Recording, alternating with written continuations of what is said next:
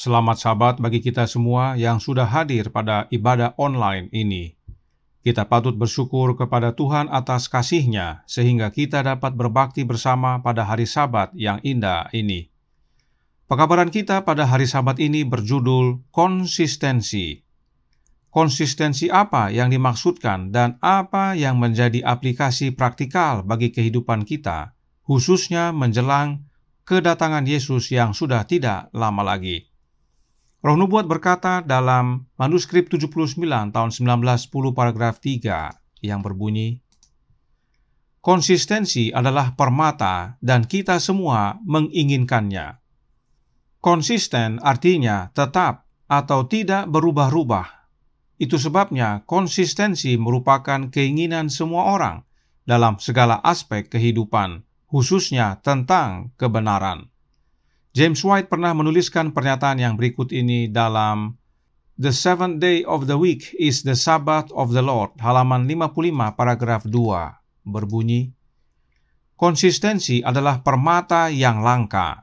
Kebenaran konsisten dengan dirinya sendiri, tetapi kesalahan memiliki banyak kepala dan tanduk seperti naga apokaliptik.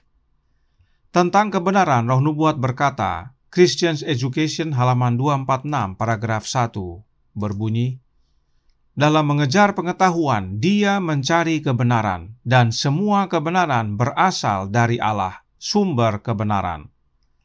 Semua kebenaran bersumber dari Allah yang adalah sumber kebenaran. Bagaimana Allah menyatakan kebenarannya? Manuskrip 147 tahun 1897 paragraf 16 berbunyi, Kristus datang untuk menyatakan kebenaran.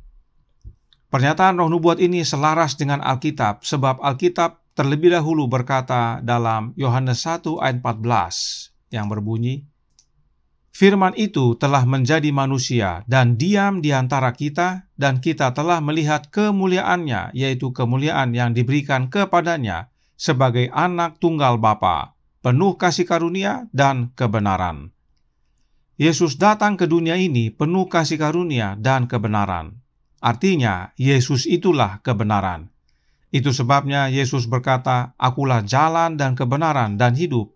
Yohanes 14 ayat 6. Nah, Roh Nubuat tadi berkata bahwa kebenaran itu konsisten. Artinya dari dahulu sampai sekarang kebenaran tidak berubah-ubah. Tetap. Dan kebenaran itu adalah Yesus Kristus. Itu sebabnya Roh Nubuat menuliskan dalam In Heavenly Places halaman 187 paragraf 4.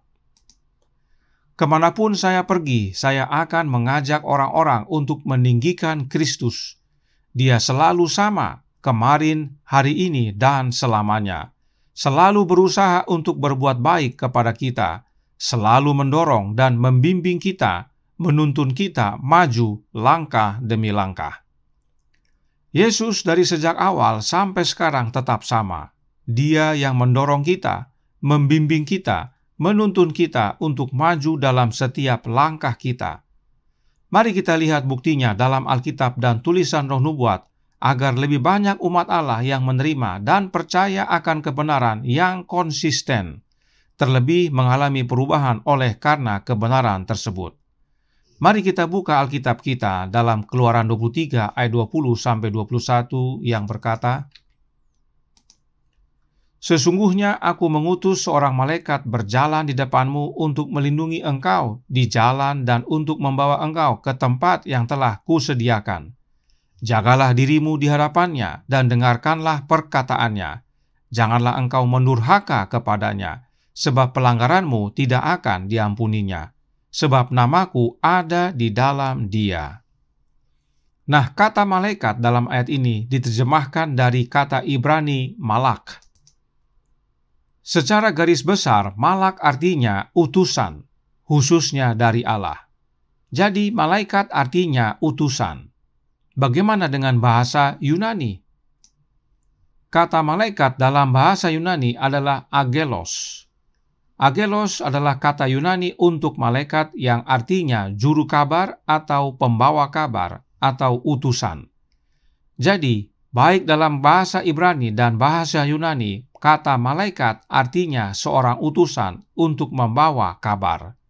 Berikut contohnya dalam Matius 2 ayat 13 yang berbunyi, setelah orang-orang Majus itu berangkat, nampaklah malaikat Tuhan kepada Yusuf dalam mimpi dan berkata, bangunlah, ambillah anak itu serta ibunya, larilah ke Mesir dan tinggallah di sana sampai aku berfirman kepadamu, karena Herodes akan mencari anak itu untuk membunuh dia.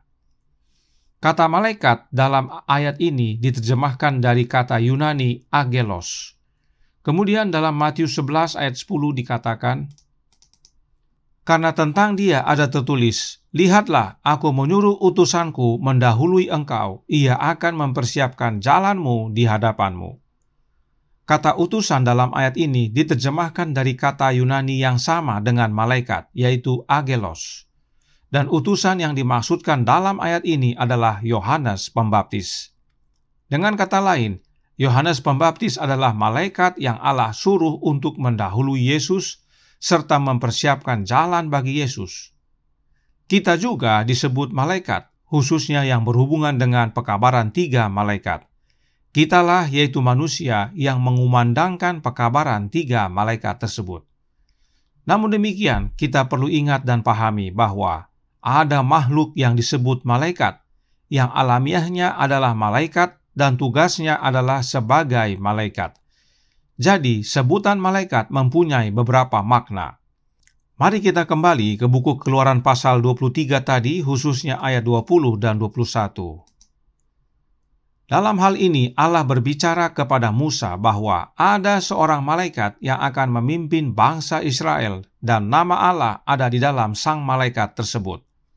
Perhatikan juga bahwa Allah berkata, jangan menurhaka kepada si malaikat, sebab pelanggaranmu tidak akan diampuninya.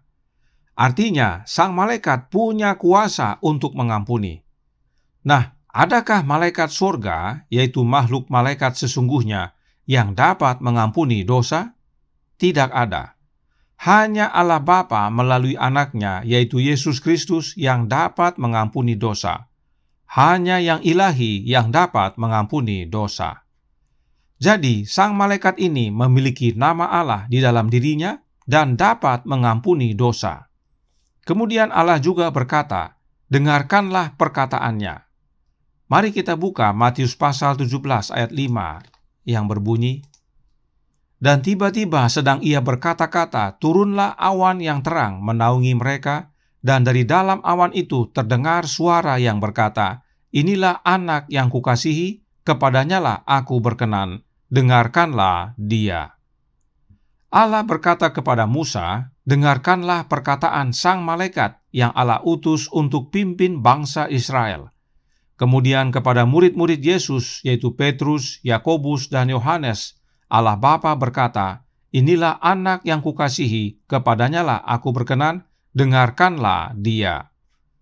Allah yang sama menyatakan untuk mendengarkan seseorang yang kepada Musa disebut malaikat atau utusan, dan kepada murid-murid Yesus Allah Bapa perkenalkan bahwa sang utusan itu adalah anaknya sendiri, yaitu Yesus Kristus. Dan memang Yesus berulang kali menyatakan bahwa dia adalah anak Allah yang Bapa utus ke dunia ini. Jadi jelas bahwa sang malaikat yang Allah Bapa utus adalah anaknya Bapa itu sendiri, yaitu Yesus Kristus. Mengapa nama Allah ada dalam Yesus? Karena nama itu adalah kuasa. Kisah 4 ayat 7 berkata, lalu Petrus dan Yohanes dihadapkan kepada sidang itu dan mulai diperiksa dengan pertanyaan ini, dengan kuasa manakah atau dalam nama siapakah kamu bertindak demikian? Jadi nama itu bermakna kuasa.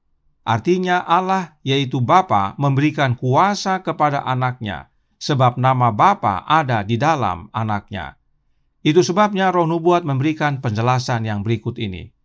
Mari kita baca dari Alfa dan Omega, jilid 1, halaman 25, paragraf pertama, yang menjelaskan, Raja alam semesta memanggil segenap penduduk sorga, agar di hadapan mereka ia dapat menetapkan kedudukan yang sebenarnya daripada anaknya dan menunjukkan hubungan yang ada antara dia dengan semua makhluk ciptaan.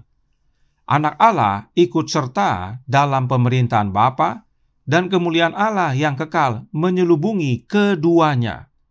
Di sekeliling tahta Allah berhimpun malaikat-malaikat yang tiada terhitung banyaknya, berlaksa-laksa dan beribu-ribu laksa. Wahyu 5 ayat 11. Malaikat-malaikat yang tertinggi sebagai pelayan dan bawahan bersuka cita di dalam terang yang terpancar kepada mereka dari hadirat ilahi. Di hadapan perhimpunan penghuni sorga itu, Raja mengumumkan bahwa tiada satupun kecuali Kristus, Anak Allah yang tunggal itu, dapat ikut serta dalam maksud-maksudnya, dan kepada Dia diberikan kuasa untuk melaksanakan kehendak-Nya.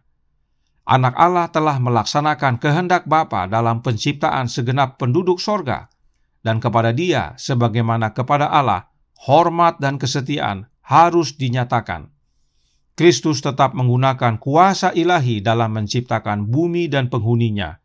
Tetapi di dalam semuanya itu, Ia tidak berusaha mencari kuasa dan kemuliaan bagi dirinya, sehingga bertentangan dengan rencana Tuhan, dan Ia, yaitu Yesus, mengutamakan kemuliaan Bapa serta melaksanakan maksud-maksud-Nya yang penuh kasih dan kebajikan.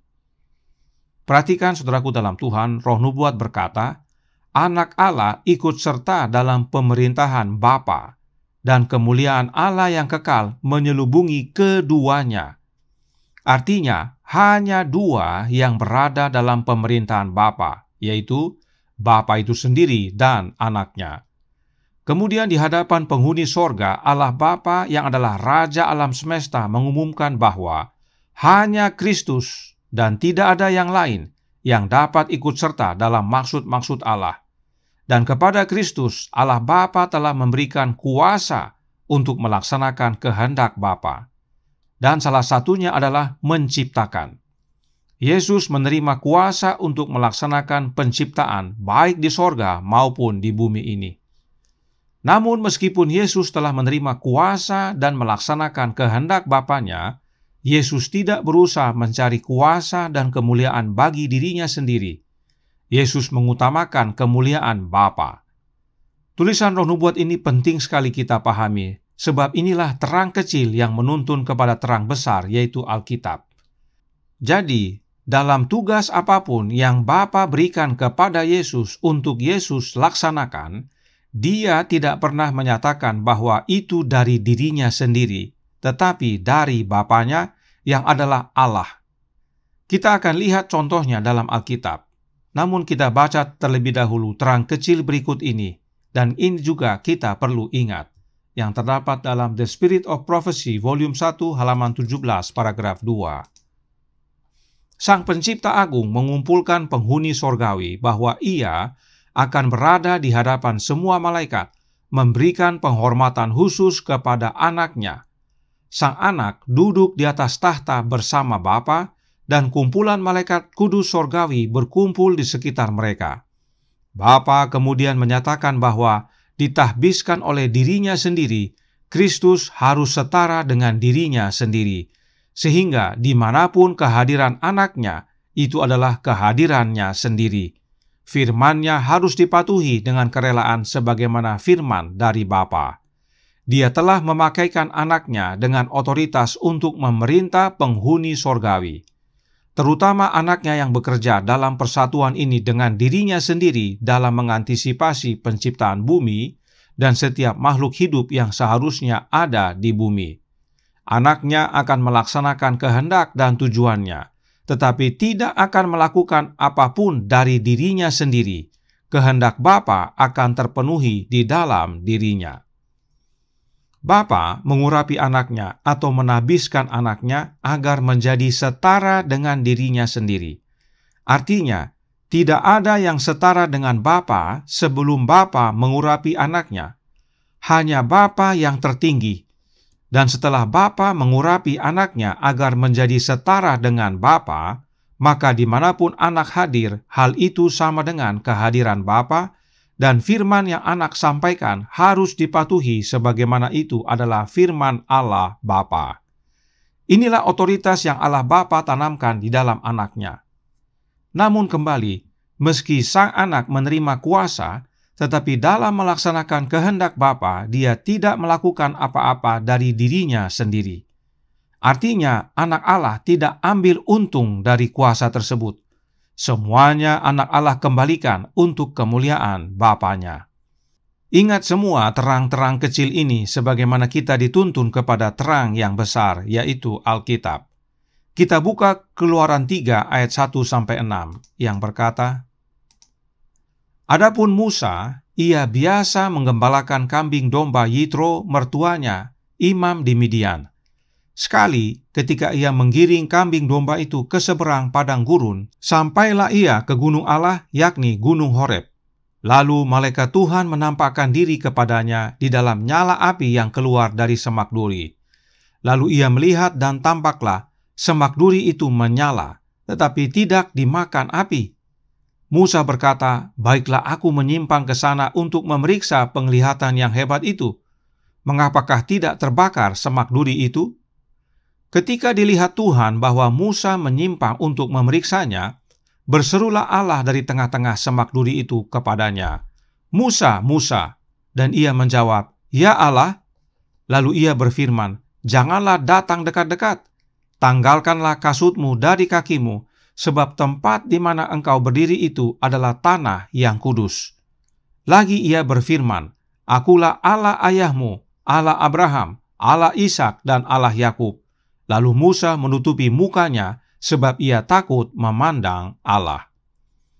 Perhatikan, ayat kedua berkata, malaikat Tuhan, yaitu Tuhan dalam huruf besar, menampakkan diri kepada Musa di dalam nyala api yang keluar dari semak duri. Artinya malaikat Tuhan yang berada di dalam nyala api tersebut. Nah, siapakah malaikat Tuhan ini? Kata Tuhan dalam huruf besar diterjemahkan dari kata Yahweh atau Jehovah, yang adalah Allah Bapa. Jadi, malaikat yang muncul dalam nyala api itu adalah malaikat Jehovah. Apakah malaikat ini adalah makhluk malaikat sorga yang adalah ciptaan? Tentu bukan. Kenapa? Sebab dalam ayat 4 ia berkata, ketika dilihat Tuhan bahwa Musa menyimpang untuk memeriksanya, berserulah Allah dari tengah-tengah semak duri itu. Dalam ayat 2 dikatakan malaikat Tuhan yang ada dalam nyala api itu. Sementara dalam ayat 4 dikatakan Tuhan dalam huruf besar yaitu Jehovah yang adalah Allah Bapa yang berseru kepada Musa dari dalam api. Ada berapakah yang di dalam nyala api tersebut? Hanya satu, yaitu sang malaikat Tuhan. Lalu, mengapa Alkitab mengatakan bahwa Allah Bapa yang berseru dari dalam nyala api itu? Sebab yang berseru adalah anak Allah, dan oleh karena dia telah menerima otoritas dan kuasa dari Bapanya, maka apapun yang sang anak Allah sampaikan, hal itu sama dengan dan atau layaknya berasal dari Allah Bapa. Itu sebabnya sang malaikat Tuhan bisa berkata, "Akulah Allah ayahmu, Allah Abraham, Allah Ishak, dan Allah Yakub." Sebab firman anak Allah adalah firman Bapanya. Anak Allah menyatakan firman Bapanya. Dan ingat roh nubuat tadi berkata, Yesus mengutamakan kemuliaan Bapa dan tidak mengambil apa-apa dari dirinya sendiri. Karenanya saat anak Allah berbicara dari dalam nyala api di tengah-tengah semak duri itu, dia berbicara bukan untuk dirinya, tetapi untuk kemuliaan Bapanya. Allah Bapalah yang anak Allah tinggikan dan muliakan. Inilah kebenaran itu dan inilah yang konsisten. Apakah buktinya? Mari kita buka Kisah pasal 7 ayat 30 dan 35 yang berkata, "Dan sesudah 40 tahun tampaklah kepadanya seorang malaikat di padang gurun Gunung Sinai di dalam nyala api yang keluar dari semak duri." Ayat 35, Musa ini yang mereka telah tolak dengan mengatakan, "Siapakah yang mengangkat engkau menjadi pemimpin dan hakim kami?" Musa ini juga telah diutus oleh Allah sebagai pemimpin dan penyelamat oleh malaikat yang telah menampakkan diri kepadanya di semak duri itu. Ini adalah kesaksian Stefanus. Apa yang dia sampaikan sama, konsisten dengan apa yang telah disampaikan oleh Musa. Bahwa ada malaikat yang berbicara kepada Musa, dan malaikat tersebut menyampaikan firman Allah yang adalah Bapanya. sebab malaikat tersebut adalah anak Allah yang telah menerima kuasa dari Bapanya, sehingga kehadiran dan perkataannya adalah sama dengan kehadiran dan perkataan dari Allah Bapa.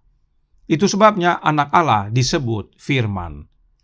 Karenanya jelas bahwa Yesuslah sang malaikat yang diutus oleh Allah berjalan di hadapan bangsa Israel, dan Yesuslah yang berbicara kepada Musa dari dalam api di tengah-tengah semak duri itu. Allah Bapa berbicara kepada umatnya melalui anaknya. Nah, sebelum kita lanjutkan, ada juga sebutan malaikat Tuhan, tetapi bukan untuk Yesus. Berikut contohnya. Matius 28 ayat 1 berkata, "Setelah hari Sabat lewat, menjelang menyingsingnya fajar pada hari pertama minggu itu, pergilah Maria Magdalena dan Maria yang lain menengok kubur itu. Maka terjadilah gempa bumi yang hebat, sebab seorang malaikat Tuhan turun dari langit dan datang ke batu itu dan menggulingkannya, lalu duduk di atasnya." Malaikat Tuhan dalam ayat ini bukanlah Yesus, sebab Yesus masih dalam kubur. Lalu siapakah dia? Lukas 1 ayat 18 dan 19 menjawab. Lalu kata Zakaria kepada malaikat itu, "Bagaimanakah aku tahu bahwa hal ini akan terjadi? Sebab aku sudah tua dan istriku sudah lanjut umurnya." Jawab malaikat itu kepadanya, "Akulah Gabriel yang melayani Allah, dan aku telah diutus untuk berbicara dengan engkau dan untuk menyampaikan kabar baik ini kepadamu." Malaikat Tuhan yang dimaksudkan adalah Gabriel. Jadi, malaikat Tuhan adalah Yesus dan malaikat Tuhan juga adalah Gabriel. Lalu, apa yang menjadi aspek yang membedakan antara Gabriel dan Yesus? Hanya Yesus yang telah menerima kuasa dari Bapanya dan dapat berbicara layaknya Bapa. Firman anak Allah adalah firman Allah Bapa. Gabriel tidak pernah berkata, "Akulah Allah Abraham, Ishak, dan Yakub." Tidak pernah. Hanya anak Allah yang dapat berkata demikian, sebab dia telah menerima kuasa dari Bapanya sehingga menjadi setara dengan Bapa. Oleh karena itu, satu-satunya pembeda antara Yesus dan Gabriel adalah pada saat Yesus disebut malaikat Tuhan, dia dapat berkata, "Akulah Allah Abraham, Ishak, dan Yakub."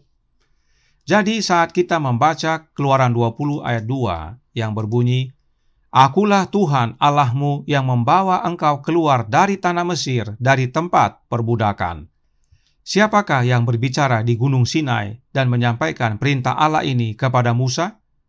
Anak Allah, yaitu Yesus Kristus, yang menyampaikan 10 perintah Allah kepada Musa. Sebab Yesus adalah firman dan dia telah menerima kuasa untuk menyampaikannya. Roh Nubuat berkata dalam Para Nabi dan Bapa, volume 1, halaman 384, paragraf pertama. Kristus bukan saja pemimpin orang Ibrani di padang belantara itu. Malaikat yang di dalamnya terdapat nama Tuhan dan yang tersembunyi di dalam tiang awan berjalan di hadapan bala tentara itu, tetapi adalah Dia yang telah memberikan hukum itu kepada bangsa Israel. Di tengah-tengah kemuliaan yang hebat di Gunung Sinai, Kristus mengumumkan di hadapan bangsa itu 10 peraturan hukum Bapanya. Dia pula lah yang telah memberikan kepada Musa hukum yang terukir di atas loh batu. White dengan jelas menuliskan, malaikat yang di dalamnya terdapat nama Jehovah. Perhatikan dalam bahasa Inggris, "The angel in whom was the name of Jehovah." Sayangnya IPH tidak konsisten dengan tulisan asli Roh Nubuat. Nyonya White menuliskan kata Jehovah dengan maksud khusus, yaitu menyatakan Allah Bapa. Berikut contohnya dalam From Heaven with Love halaman 70 paragraf 5. Pada pembaptisan juru selamat, setan mendengar suara Jehovah bersaksi tentang keilahian Yesus. Sekarang Yesus telah datang yang serupa dengan daging yang dikuasai dosa karena dosa. Roma 8 ayat 3. Bapa sendiri yang berbicara. Jelas bahwa Jehovah itu adalah Allah Bapa. Itu sebabnya Nyonya White dengan khusus menuliskan nama Jehovah untuk menyatakan kepada kita kebenaran tentang Allah Bapa dan nama Allah Bapa ada di dalam anaknya, yaitu Yesus Kristus. Dan dengan menerima nama Bapanya, Yesus menerima kuasa Bapanya. Jadi, meskipun kita telah jatuh dalam dosa dan terpisah dengan Allah, namun oleh karena begitu besar kasih Allah Bapa akan kita, Dia tidak tinggal diam. Dia menyediakan jalan agar kita dapat berhubungan kembali dengan Dia, yaitu melalui Yesus Kristus anaknya. Mari kita lihat pengalaman Elia berikut ini agar semakin menghargai peran anak Allah dalam kehidupan kita. 1 Raja-Raja 19 ayat 5-7 berkata, "Sesudah itu ia berbaring dan tidur di bawah pohon arar itu. Tetapi tiba-tiba seorang malaikat menyentuh dia serta berkata kepadanya, 'Bangunlah, makanlah.' Ketika ia melihat sekitarnya, maka pada sebelah kepalanya ada roti bakar dan sebuah kendi berisi air. Lalu ia makan dan minum, kemudian berbaring pula. Tetapi malaikat Tuhan datang untuk kedua kalinya dan menyentuh dia serta berkata, 'Bangunlah, makanlah, sebab kalau tidak, perjalananmu nanti terlalu jauh bagimu.'" Ini adalah peristiwa Elia lari dari Isabel yang hendak membunuh dia. Saat Elia tertidur di bawah pohon arar, malaikat Tuhan atau malaikat Jehovah datang kepada Elia dan menyentuh Elia. Sang malaikat bisa saja berseru kepada Elia dan membangunkannya. Tetapi tidak, sang malaikat menyentuh Elia dan membangunkannya. Sang malaikat datang mendekat kepada Elia dan menyentuhnya. Dan tidak hanya satu kali, malaikat tersebut yang adalah Yesus Kristus, anak Allah, datang 2 kali dan menyentuh Elia 2 kali. Saudaraku dalam Tuhan, apapun kebutuhan kita, apakah kebutuhan jasmania atau rohania, malaikat Jehovah atau Yesus Kristus anak Allah datang mendekat kepada kita dan menyentuh kita serta memenuhi kebutuhan kita. Dia datang kepada Abraham di Mamre. Dia datang kepada Gideon yang sedang bersembunyi di tempat pengirikan. Dan kemudian anak Allah datang ke dunia ini menjadi manusia. Kenapa? Karena hanya anak Allah yang dapat membawa keilahian kepada manusia. Hanya anak Allah yang dapat mati untuk manusia, sebab Allah Bapa tidak dapat mati. Alkitab berkata dalam 1 Timotius 6 ayat 14-16, "Turutilah perintah ini dengan tidak bercacat dan tidak bercela, sehingga pada saat Tuhan kita Yesus Kristus menyatakan dirinya, yaitu saat yang akan ditentukan oleh penguasa yang satu-satunya dan yang penuh bahagia, Raja di atas segala raja dan Tuan di atas segala tuan. Dialah satu-satunya yang tidak takluk kepada maut, bersemayam dalam terang yang tak terhampiri. Seorang pun tak pernah melihat dia, dan memang manusia tidak dapat melihat dia. Baginyalah hormat dan kuasa yang kekal. Amin." Penguasa yang satu-satunya, Raja di atas segala raja dan Tuan di atas segala tuan, dialah satu-satunya yang tidak takluk kepada maut. Manusia tidak pernah melihat dia dan memang tidak dapat melihat dia, sebab dialah Allah Bapa. Paulus berkata dalam Ibrani 12 ayat 29 bahwa Allah kita adalah api yang menghanguskan. Oleh karena itu, bila mana kita melihat kepada Allah Bapa, maka kita akan binasa.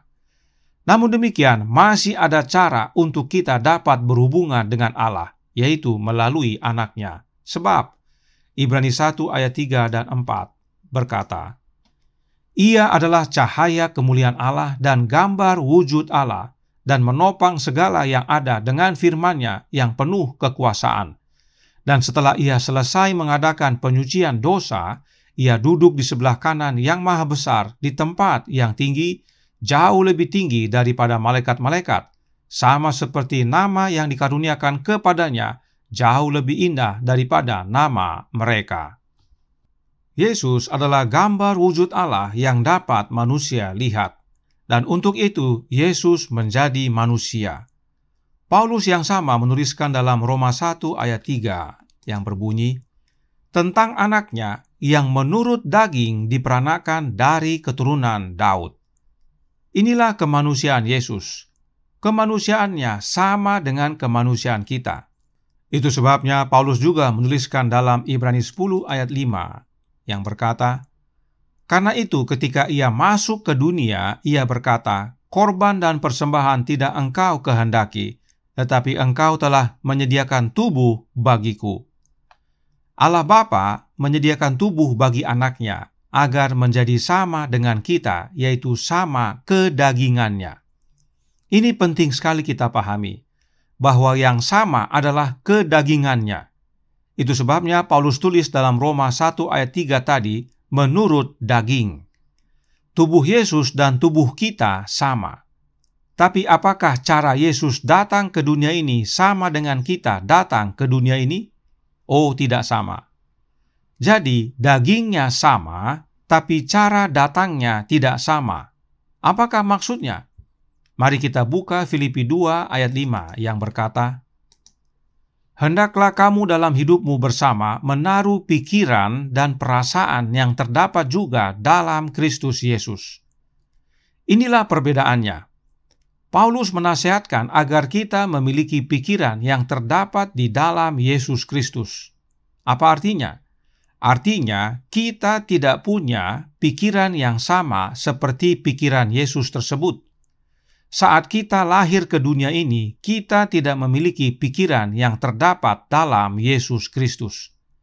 Mari kita buka Roma 8 ayat 6 dan 10 yang menyatakan, "Karena keinginan daging adalah maut, tetapi keinginan roh adalah hidup dan damai sejahtera. Sebab keinginan daging adalah perseteruan terhadap Allah, karena ia tidak takluk kepada hukum Allah. Hal ini memang tidak mungkin baginya. Mereka yang hidup dalam daging tidak mungkin berkenan kepada Allah. Tetapi kamu tidak hidup dalam daging, melainkan dalam roh, jika memang roh Allah diam di dalam kamu. Tetapi jika orang tidak memiliki roh Kristus, ia bukan milik Kristus. Tetapi jika Kristus ada di dalam kamu, maka tubuh memang mati karena dosa, tetapi roh adalah kehidupan oleh karena kebenaran." Dalam bahasa Inggris disebutkan carnally minded, yang sebenarnya berarti pikiran kedagingan. Tetapi dalam bahasa Indonesia diterjemahkan menjadi keinginan daging. Oleh karenanya, saat membaca kata keinginan daging, agar dipahami yang dimaksudkan adalah pikiran kedagingan. Dan saat membaca keinginan roh, yang dimaksudkan adalah pikiran rohaniah. Paulus dalam hal ini menjelaskan bahwa pikiran itulah yang mengendalikan kita, dan jika pikiran kedagingan yang kendalikan hidup kita, maka hasilnya adalah maut. Sebab pikiran kedagingan adalah perseteruan dengan Allah. Kembali ini penting kita pahami, sebab saat Yesus datang ke dunia ini, lahir menjadi manusia, dia tidak mempunyai pikiran kedagingan. Saat Yesus lahir, Yesus tidak mempunyai pikiran yang berdosa. Pikiran Yesus adalah pikiran yang murni. Itu sebabnya kita dinasihatkan agar memiliki pikiran yang di dalam Kristus Yesus. Jangan lupa, saudaraku dalam Tuhan, bahwa otak dan pikiran bukanlah hal yang sama. Otak adalah bagian dari kedagingan tubuh kita dan telah jatuh dalam dosa. Tetapi pikiran adalah sesuatu yang berbeda, dan pikiran kita bekerja di dalam otak kita. Tapi pikiran berbeda dengan otak. Dan sebagaimana nasihat Paulus, kita dapat memiliki pikiran yang terdapat di dalam Yesus Kristus. Roh Nubuat berkata dalam The Signs of the Times, Agustus 23 tahun 1905, paragraf 5, berbunyi, "Kita harus menyelaraskan pikiran kita dengan pikiran Kristus. Kebenarannya akan menguduskan kita, tubuh, jiwa, dan roh, dan kita akan dimampukan untuk bangkit mengatasi godaan."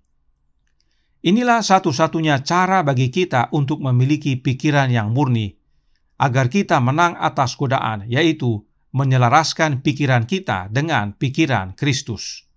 Kemudian The Youth Instructor Mei 16 tahun 1901 paragraf 9 berkata, "Orang Kristen memiliki pikiran yang ada di dalam Kristus.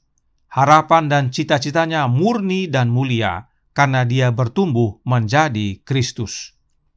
Nyonya White tidak berkata semua orang memiliki pikiran yang ada di dalam Kristus. Tidak. Tetapi Nyonya White tulis, tetapi orang Kristenlah yang punya pikiran yang ada di dalam Kristus. Nah, pertanyaannya adalah, bagaimana caranya untuk menjadi Kristen? Signs of the Times November 11 tahun 1886 paragraf 2 menjawab, tidak ada orang yang bisa menjadi orang Kristen tanpa memiliki Roh Kristus. Dan jika dia memiliki Roh Kristus, itu akan dinyatakan dalam kata-kata yang baik dan perilaku yang halus dan sopan. Artinya, karakternya serupa dengan karakter Kristus. Untuk menjadi Kristen, kita wajib untuk memiliki Roh Kristus. Dan setelah menjadi Kristen, orang Kristenlah yang memiliki pikiran yang ada di dalam Kristus, yang mana adalah hidup dan damai sejahtera. Apakah hubungannya Roh Kristus dengan pikiran Kristus? Sebelum kita lihat jawabannya dan lanjutkan, mari kita baca kutipan berikut ini yang ditulis oleh A.T. Jones, yang terdapat dalam General Conference Bulletin Februari 25 tahun 1895, halaman 327 paragraf pertama. Sekarang tentang Kristus yang tidak memiliki keinginan yang sama dengan kita. Dinyatakan dalam kitab suci, dia adalah seperti kita, dan bersama kita menurut daging. Dia adalah keturunan Daud menurut daging. Dia dibuat serupa dengan daging yang berdosa. Jangan pergi terlalu jauh. Dia dijadikan serupa dengan daging yang berdosa, bukan dalam keserupaan pikiran yang berdosa. Jangan seret pikirannya ke dalamnya. Dagingnya adalah daging kita, tetapi pikiran adalah pikiran Kristus Yesus. Pikiran Kristus Yesus dan pikiran kita berbeda. Pikiran kita pikiran berdosa, pikiran kedagingan, carnally minded. Tetapi pikiran Kristus bukan pikiran berdosa. Itulah sebabnya dinasihatkan kepada kita untuk memiliki pikiran yang di dalam Kristus Yesus. Nah, kembali ke pertanyaan sebelumnya. Apa hubungan Roh Kristus dengan pikiran Kristus? Mari kita perhatikan ayat-ayat berikut ini. Yesaya 40 ayat 13 berkata, siapa yang dapat mengatur roh Tuhan atau memberi petunjuk kepadanya sebagai penasehat? Ayat ini Paulus kutip dalam Roma 11 ayat 34 yang berbunyi, sebab siapakah yang mengetahui pikiran Tuhan atau siapakah yang pernah menjadi penasehatnya? Perhatikan kata roh diganti dengan kata pikiran. Dan hal yang sama Paulus lakukan untuk 1 Korintus 2 ayat 16 yang berkata, sebab siapakah yang mengetahui pikiran Tuhan sehingga ia dapat menasihati dia? Tetapi kami memiliki pikiran Kristus. Bagi kita yang sudah belajar, ayat-ayat ini sudah lazim kita lihat dan baca untuk melihat penjelasan Alkitab tentang roh. Bahwa dengan jelas Alkitab menyatakan bahwa roh itu adalah pikiran. Roh dan pikiran adalah sama. Berikut contohnya dalam Yeskel 11 ayat 5 yang berkata, maka roh Tuhan meliputi aku dan Tuhan berfirman kepadaku, katakanlah, beginilah firman Tuhan, kamu berkata-kata begini, hai kaum Israel, dan aku tahu apa yang timbul dalam hatimu. Kata roh dan hati atau mind dalam versi King James yang artinya pikiran sama-sama diterjemahkan dari kata ruah yang umumnya adalah untuk roh.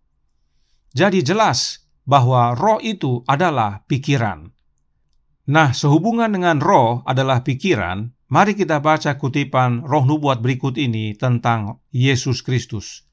The Youth Instructor Desember 20 tahun 1900 paragraf 7 yang berkata, dia menyatukan umat manusia dengan keilahian. Roh ilahi berdiam di Ka'bah daging. Nah, Alkitab menyatakan bahwa roh sama dengan pikiran. Karenanya kita dapat membaca kutipan ini menjadi pikiran ilahi berdiam di Ka'bah daging. Ka'bah daging ini adalah tubuh yang Allah Bapa sediakan bagi Yesus sebagaimana Ibrani 10 ayat 5 tadi nyatakan. Tetapi pikiran Yesus bukan pikiran manusia. Pikiran Yesus adalah pikiran ilahi atau roh ilahi. Apakah Roh Ilahi adalah Roh yang kudus? Oh ya, sudah pasti. Oleh karena itu, semoga hal ini membantu saudara sekalian mengerti apa yang Lukas catat dalam Lukas 1 ayat 35 yang berkata, "Jawab malaikat itu kepadanya, Roh Kudus akan turun atasmu dan kuasa Allah yang Maha Tinggi akan menaungi engkau. Sebab itu anak yang akan kau lahirkan itu akan disebut kudus, anak Allah."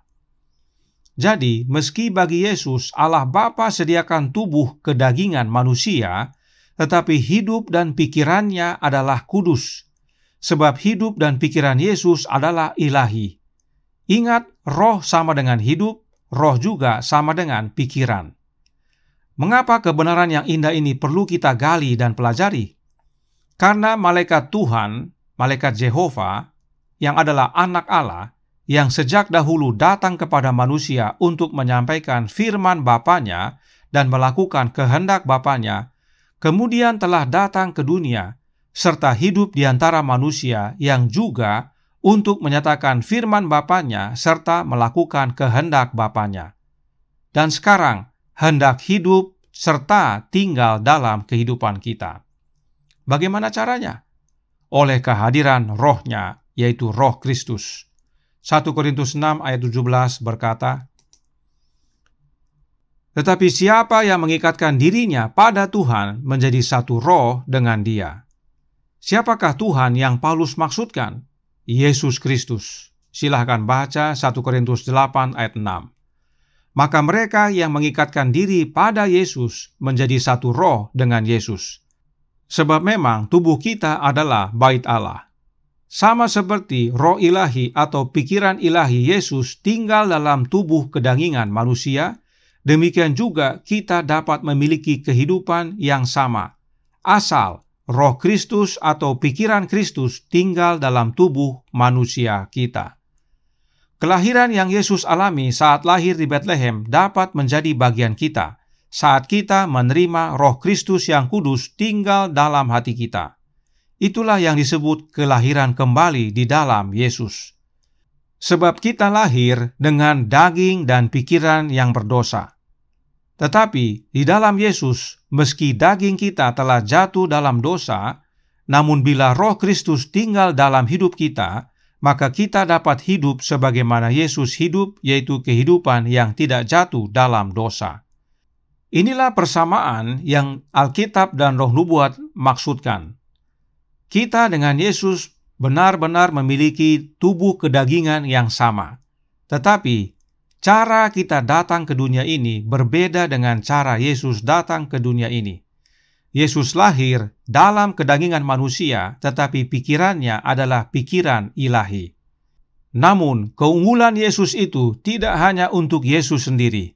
Itu sebabnya, melalui Yesus kita dapat memiliki persamaan dengan Yesus tersebut. Kita dapat menjadi manusia yang memiliki tubuh kedagingan manusia, tetapi roh dan pikiran adalah kudus, yaitu dengan menerima roh dan pikiran Yesus.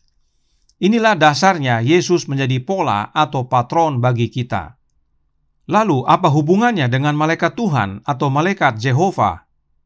Dahulu Yesus berbicara kepada manusia muka dengan muka. Tetapi sekarang Yesus berbicara kepada kita di dalam hidup kita. Yesus berfirman dalam hati kita dan melakukan kehendak Bapa di dalam hidup kita. Itulah buah-buah roh. Dan karena Kristus yang berkuasa dalam hidup kita, maka saat kita keluar mengabarkan Injil, perkataan kita bukan lagi dari diri kita, tetapi dari Yesus. Dan demikian juga perbuatan kita bukan atas kehendak kita lagi, tetapi atas kehendak Yesus. Sebab di dalam Yesus kita berbuah banyak, dan di luar Yesus kita tidak dapat berbuat apa-apa. Kita menjadi malaikat Tuhan karena Yesus hidup di dalam kita. Sang malaikat Jehovah ada dalam hati kita. Oleh karenanya, sejak awal dan sampai sekarang, Allah Bapa dan Anaknya selalu konsisten, tidak berubah-ubah. Allah Bapa memberikan kuasa kepada Anaknya agar di mana saja Anak Allah hadir, hal itu sama dengan kehadiran Allah Bapa. Dan firman yang Anak Allah sampaikan adalah sama dengan yang Allah Bapa sampaikan. Hal ini Yesus hidupkan sejak zaman para nabi dan bapa hingga Dia datang ke dunia ini menjadi manusia. Sekarang, Yesus telah kembali ke sorga dan Dia tetap sebagai manusia. Oleh karenanya, Dia tidak dapat lagi hadir di mana-mana dalam waktu yang bersamaan. Lalu, bagaimana caranya Yesus lanjutkan perannya sebagai malaikat Yehova? Dengan mengaruniakan roh-Nya, Roh Kristus. Sebab dengan menerima Roh Kristus, hal itu sama dengan menerima kehadiran Bapa. Yohanes mencatat dalam Yohanes 17 ayat 21 yang berbunyi, supaya mereka semua menjadi satu, sama seperti Engkau, ya Bapa, di dalam Aku, dan Aku di dalam Engkau, agar mereka juga di dalam kita, supaya dunia percaya bahwa Engkaulah yang telah mengutus Aku. Kita yang Yesus maksudkan dalam ayat ini adalah Bapanya dan dirinya. Hanya dua. Jadi saat menerima Kristus, kita menerima dua, yaitu Bapa dan anaknya. Sebab Bapa di dalam anaknya dan anaknya di dalam kita. Dahulu nama Bapa di dalam anaknya. Sekarang Bapa itu sendiri di dalam anaknya oleh kehadiran roh-Nya Bapa, dan kemudian anak di dalam kita oleh kehadiran roh anak Allah. Dan inilah, saudaraku dalam Tuhan, hidup yang kekal itu.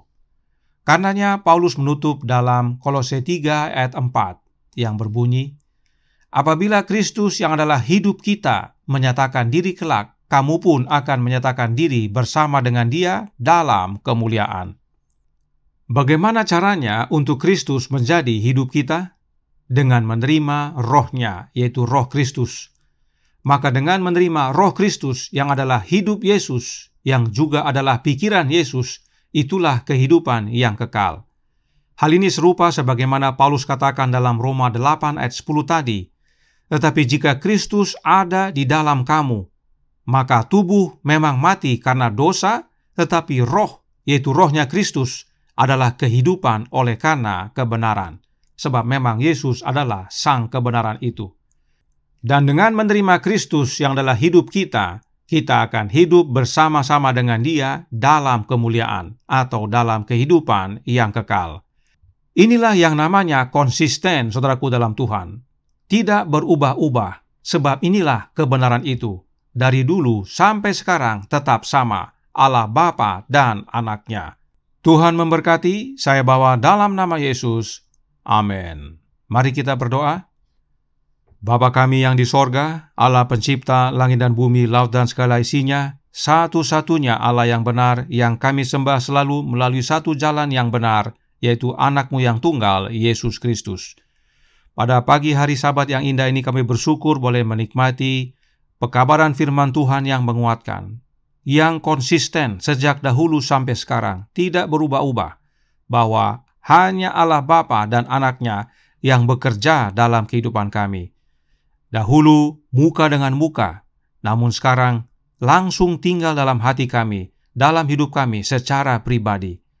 Oleh karenanya, tolong kami ya Bapa, curahkan roh anak-Mu dalam hati ini, tinggallah dalam hati ini ya Yesus, kuasai hidup kami, ubahkan agar menjadi serupa dengan Engkau, menjadi juru kabar-Mu, agar semakin banyak umat Allah yang bertobat dan kembali kepada kebenaran yang konsisten, hingga pada akhirnya, semua memiliki Kristus dalam hidup masing-masing, agar kami semua layak untuk menerima kehidupan yang kekal.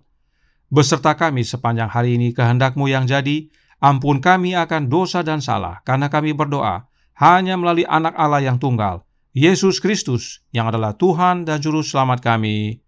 Amin.